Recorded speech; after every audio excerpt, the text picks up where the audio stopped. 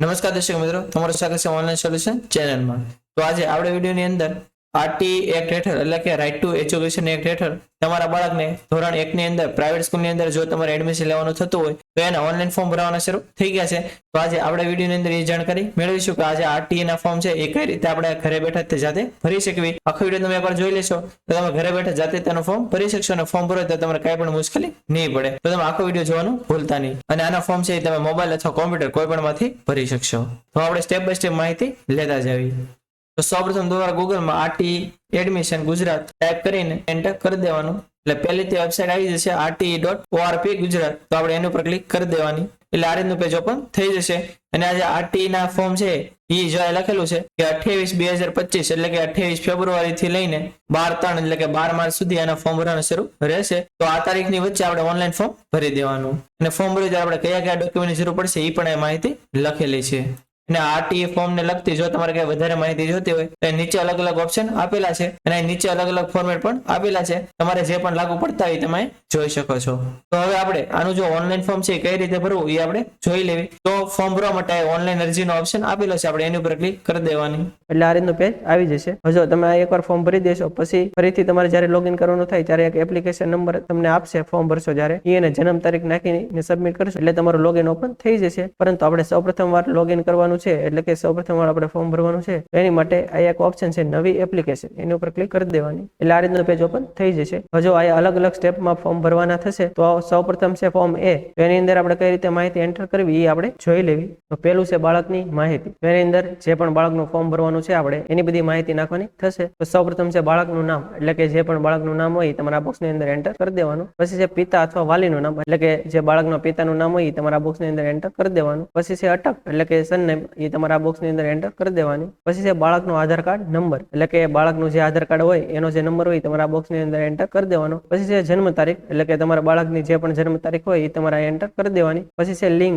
એટલે કે જે પણ લિંગ લાગુ પડતી હોય કે બોય છે ગર્લ છે એ તમારે સિલેક્ટ કરી લેવાનું। પછી છે માતા પિતા અથવા વાલી, તો એની બધી માહિતી નાખવાની થશે। જો ઇન કેસ કોઈ બાળક હોય એના માતા પિતા યાદ ન હોય તો તમારે વાલી સિલેક્ટ કરીને જે પણ અત્યારે બાળકની બધી સાર સંભાળ લેતું હોય એની માહિતી નાખવાની થશે। પરંતુ જો બાળકના માતા પિતા યાદ હોય તો તમારે માતા પિતાની માહિતી નાખી દેવાની। તો એની અંદર સૌપ્રથમ છે માતાની માહિતી, તો એની અંદર પ્રથમ નામમાં જે પણ બાળકના માતાનું નામ હોય તમારા બોક્સની અંદર એન્ટર કરી દેવાનું। મિડલ નેમમાં એના હસબન્ડનું નામ એન્ટર કરી દેવાનું અને પછી અટકમાં તમારી જે અટક હોય તમારે એન્ટર કરી દેવાની। પછી છે માતાનું આધાર કાર્ડ નંબર એટલે કે જે આધાર કાર્ડ નંબર હોય તમારા બોક્સની અંદર એન્ટર કરી દેવાનું। પછી છે માતાની શૈક્ષણિક લાયકાત, જે પણ શૈક્ષણિક લાયકાત હોય તમારે એન્ટર કરી દેવાનું। પછી છે માતાનો વ્યવસાય, તો જે પણ વ્યવસાય હોય તમારે સિલેક્ટ કરી લેવાનું અને ઇન કેસ જો હાઉસવાઇફ હોય તો તમારે અનએમ્પ્લોયડ સિલેક્ટ કરી લેવાનું। પછી છે પિતાની માહિતી, તો એની અંદર પ્રથમ નામમાં તમારે જે બાળકના પિતા હોય એનું નામ એન્ટર કરી દેવાનું। પછી મિડલ નેમમાં પિતાના પપ્પાનું નામ એન્ટર કરી દેવાનું અને આયા અટક એન્ટર કરી દેવાની। પછી આયા પિતાનું આધાર કાર્ડ નંબર જે હોય એ એન્ટર કરી દેવાનો। પછી પિતાની શૈક્ષણિક લાયકાત જે પણ હોય તમારે સિલેક્ટ કરી લેવાની। પછી પિતાના વ્યવસાયમાં જે પણ વ્યવસાય હોય સિલેક્ટ કરી લેવાનો।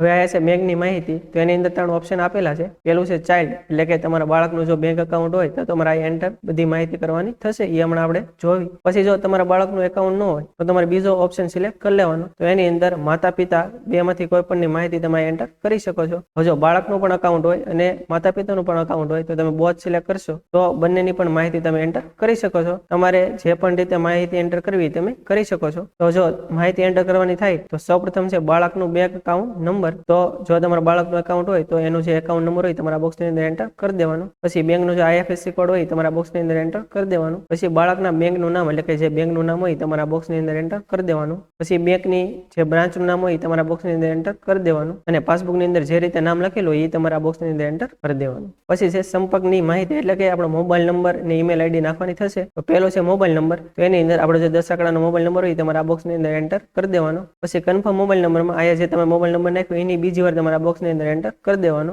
પછી ઈમેલ આઈડી, જો તમારો ઈમેલ આઈડી હોય તો તમારા બોક્સની અંદર એન્ટર કરી દેવાનું। જો આ બધી માહિતી ભરાઈ જાય પછી તમારે નેક્સ્ટ સ્ટેપ ઉપર ક્લિક કરી દેવાનું। હવે છે ફોર્મ બી, તો એની અંદર આપણે કઈ રીતે માહિતી નાખવાની એ જોઈ લેવી। જો આપણે આગળનું ફોર્મ ભરવું એ પહેલા તમે જો આપણી ચેનલમાં નવા હો અને આપણી ચેનલ હજી સુધી સબસ્ક્રાઇબ ન કરી હોય તો ચેનલને સબસ્ક્રાઇબ કરવાનું ભૂલતા નહીં, જેથી આવી જ માહિતી તમને સમયસર મળતી રહે। તો જો સૌપ્રથમ છે એડમિશન ડિટેલ, તો આપણે સ્ટાન્ડર્ડ 1 એટલે કે પહેલા ધોરણની અંદર એડમિશન લેવાનું છે એટલે ઓટોમેટિક આ લખેલું આવી જશે, આપણે એમને રહેવા દેવાનું। પછી છે માધ્યમ વિકલ્પ, તો આની ઉપર ક્લિક કરશો એટલે કે આપણા બાળકને આપણે કયા મીડિયમમાં બેસાડવો છે એ અલગ અલગ ઓપ્શન જોવા મળશે। તમારે જે પણ મીડિયમમાં બેસાડવો હોય તમે સિલેક્ટ કરી શકો છો। દાખલા તરીકે મારે ગુજરાતી મીડિયમમાં બેસાડવો હોય તો હું ગુજરાતી સિલેક્ટ કરીશ, ઇંગ્લિશ ઇંગ્લિશ મીડિયમમાં મારે બેસાડવું હોય તો હું ઇંગ્લિશ સિલેક્ટ કરીશ. એ પ્રમાણે તમારે આગળ શાળાની પસંદગી કરવાની આવશે. હવે આ છે કેટેગરી ઓફ એપ્લિકેશન. તો એની અંદર અહીંયા અલગ અલગ કેટેગરીના નામ લખેલા છે. તો આની અંદર તમારે જે પણ કેટેગરી લાગુ પડતી હોય તમારે સિલેક્ટ કરવાની થશે. આમાં તમે કોઈ પણ એક કેટેગરી સિલેક્ટ કરી શકશો. કેટેગરી કઈ રીતે સિલેક્ટ કરવાની તો કે જો ઉપરથી લઈને નીચે સુધીમાં જે પ્રમાણે સૌપ્રથમ તમારે જે કેટેગરી લાગુ પડતી હોય તમારે સિલેક્ટ કરી લેવાની. તો આમાં પેલું છે ઓર્ફન ચાઇલ્ડ એટલે કે અનાથ બાળક. જો કોઈ અનાથ બાળક હોય તો એને સૌપ્રથમ પ્રાયોરિટી આપવામાં આવે છે, તો એને આ સિલેક્ટ કરવાનું. એવી રીતે તમારે જે પણ લાગુ પડે એ તમે જોઈ શકો છો. અને આપણે આરટીઈ એડમિશન માટેનો માહિતીવાળો અલગથી એક વિડીયો બનાવેલો છે, જેની અંદર આપણે આ બધી કેટેગરીની ચર્ચા કરેલી છે.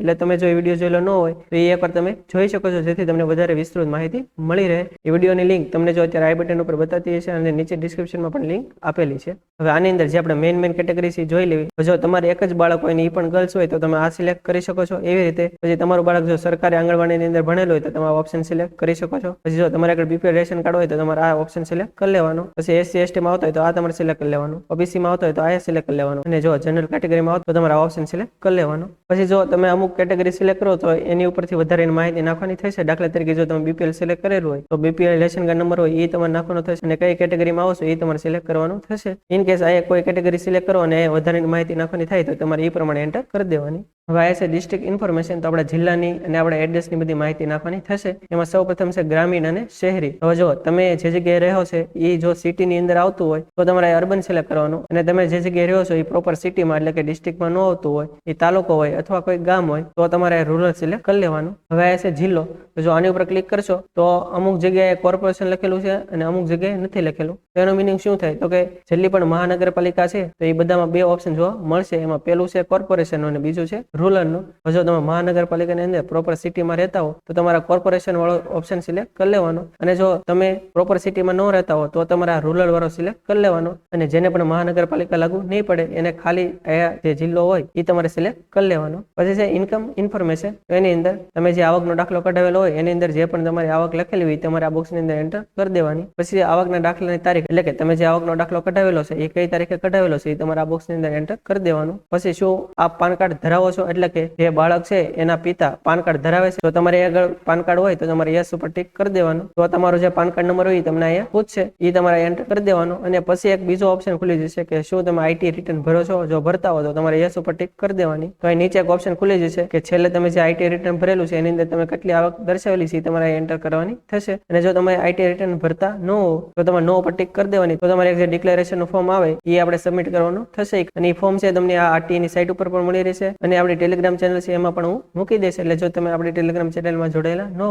તો નીચે ડિસ્ક્રિપ્શનમાં લિંક આપેલી છે એની ઉપર ક્લિક કરીને તમે એમાં જોડાઈ શકો છો. અને જો તમારે પાન કાર્ડ ન હોય તો તમે નો ઉપર ટિક કરશો તો એની માટે પણ તમારે એક સેલ્ફ ડિક્લેરેશન ફોર્મ અપલોડ કરવાનું થશે. પછી આયા છે એડ્રેસ ઇન્ફોર્મેશન એટલે કે આપણે જે જગ્યાએ રહેવી છે એનું એડ્રેસ આપણે અહીં નાખવાનું થશે. તો સૌપ્રથમ ઘર નંબર એટલે જો આપણા ઘરનો નંબર આપણને ખ્યાલ હોય તો એ આપણે એન્ટર કરી દેવાનું. પછી શહેરનું નામ જો હોય તો એ તમારે શહેરનું નામ અહીં એન્ટર કરી દેવાનું. જે વિસ્તાર હોય એ વિસ્તારનું નામ અહીં એન્ટર કરી દેવાનું. સીમા ચિહ્ન જો કઈ હોય તો તમે એન્ટર કરી શકો છો. પછી પિનકોડ એટલે કે તમારા એરિયાનો જે પણ પિનકોડ હોય એ તમારે આ બોક્સની અંદર એન્ટર કરી દેવાનો. પછી તાલુકો એટલે તમે જે ડિસ્ટ્રિક્ટ સિલેક્ટ કરેલું છે એ પ્રમાણે બધા તાલુકાના નામ આવી જશે. જો મેં પ્રોપર સિટી સિલેક્ટ કરેલું છે એટલે ફક્ત ભાવનગર જ આવશે. પરંતુ તમે જો રૂરલ સિલેક્ટ કરેલું હોય તો આ બધા તાલુકાના નામ આવી જશે. તમારે જે લાગુ પડતું હોય તમારે સિલેક્ટ કરી લેવાનું. પછી ગામમાં જો તમે તાલુકો સિલેક્ટ કરેલો છે તો બધા ગામના નામ આવી જશે. તમારે જે લાગુ પડતું હોય તમારે સિલેક્ટ કરી લેવાનું. અને જો પ્રોપર સિટી સિલેક્ટ કરેલું હોય તો વોર્ડ આવશે. તો તમારે જે પણ વોર્ડ લાગુ પડતું હોય તમારે સિલેક્ટ કરી લેવાનું. એટલી માહિતી એન્ટર થઈ જાય પછી તમારે લોકેટ લોકેશન એની ઉપર ક્લિક કરી દેવાની. એટલે તમે લોકેટ લોકેશન ઉપર ક્લિક કરશો એટલે તમે જે એડ્રેસ નાખેલું છે એ મુજબ તમારું આખું લોકેશન અહીંયા લખાયેલું આવી જશે અક્ષાંશ અને રેખાંશમાં. એટલે માહિતી એન્ટર થઈ જાય પછી તમારે નેક્સ્ટ સ્ટેપ ઉપર ક્લિક કરી દેવાની. એટલે આપણી જે એપ્લિકેશન છે એટલે કે આપણે જે ફોર્મ ભર્યું છે સબમિટ થઈ જશે. હજી આખું ફોર્મ નથી ભરાણું, ફક્ત અડધું જ તે ફોર્મ ભરાણું છે. પરંતુ આપણે જે ફોર્મ ભર્યું છે એનો એપ્લિકેશન નંબર અહીંયા લખેલો આવી જશે. આ તમારે જે નંબર છે સાચવીને રાખવાનો. આગળ જ્યારે પણ આપણે લોગિન કરવાનું થાય ત્યારે આપણે આ નંબરની જરૂર પડશે. હવે આપણે આગળનું ફોર્મ ભરવા માટે નેક્સ્ટ અપનો જે ઓપ્શન છે એના ઉપર ક્લિક કરી દેવાની. હવે આપણે અહીંયા શાળાની પસંદગી કરવાની થશે. આપણે જે પણ આગળ એડ્રેસ નાખેલું છે એ મુજબ આપણે એરિયાની અંદર જેટલી પણ પ્રાઇવેટ સ્કૂલ લાગુ પડતી હશે એ બધાના નામ અહીંયા લખેલા આવી જશે. તો આની અંદરથી આપણે શાળાની પસંદગી કરવાની થશે. કઈ રીતે કરવાની આપણે જોઈ લેવી. જો બધી સ્કૂલના નામ લખેલા હશે તમે સ્ક્રોલ કરીને જોઈ શકો છો. જો વધારે સ્કૂલ હશે તો અહીંયા પેજ પણ લખેલા હશે. પહેલા પેજમાં એટલી છે, બીજા પેજ ઉપર ક્લિક કરીશ તો બીજી સ્કૂલના નામ આવી જશે. હવે જો પસંદગી કઈ રીતે કરવાની તો કે જે સ્કૂલ હોય એ આપણે પ્રાયોરિટીમાં ફર્સ્ટ રાખવી હોય એને આપણે પહેલા સિલેક્ટ કરવાની થશે. હવે જો આપણે એક્ઝામ્પલ તરીકે લેવી તો મારે જો સૌપ્રથમ મારુતિ વિદ્યા મંદિર ભાવનગર છે એને મારે ફર્સ્ટ રાખવી હોય તો હું આ પ્લસનું જે ચિહ્ન છે એના ઉપર ક્લિક કરીશ તો એ સ્કૂલ આ ઓટોમેટિક એડ થઈ જશે. હવે જો મારા બાળકને મારુતિ વિદ્યા મંદિરની અંદર એડમિશન ન મળે તો મારે બીજી પ્રાયોરિટી કઈ રાખવી છે તો કે મારે બીજી શ્રી જ્ઞાનગોરી પ્રાઇમરી સ્કૂલ રાખવી છે તો એની ઉપર ક્લિક કરી દઈશ તો બીજી પ્રાયોરિટીમાં એડ થઈ જશે. હવે જો મારા બાળકને કદાચ બીજામાં ન મળે તો ત્રીજી પ્રાયોરિટી કઈ રાખવીશ તો કે મારે BN વિરાણી રાખવીશ તો હું આની ઉપર ક્લિક કરીશ તો એ ત્રીજી એડ થઈ જશે. એવી રીતે તમારે જેટલી પણ સ્કૂલ રાખવી હોય બધી તમે સિલેક્ટ કરી શકશો. પરંતુ તમારે એક ખાસ ધ્યાન રાખવું તમારા બાળકને જે પણ સ્કૂલની અંદર તમારે બેસાડવું હોય એ સ્કૂલ તમારે સૌ પ્રથમ એટલે કે પહેલા નંબર ઉપર રાખવાની અને પછી ઉતરતા ક્રમમાં તમારે શાળાની પસંદગી કરવાની. હવે જો ઇન કેસ તમારે આગળ પાસે સિલેક્ટ થઈ જાય તો આ જે એરો આપેલા છે એની ઉપર ક્લિક કરીને તમે સ્કૂલ ઉપર નીચે પણ કરી શકશો. આની ઉપર ક્લિક કરશો એટલે સ્કૂલ ઉપર જશે અને આની ઉપર ક્લિક કરશો એટલે સ્કૂલ નીચે જશે. હવે શાળાની પસંદગી થઈ જાય પછી તમારે નેક્સ્ટ સ્ટેપ ઉપર ક્લિક કરવાનું.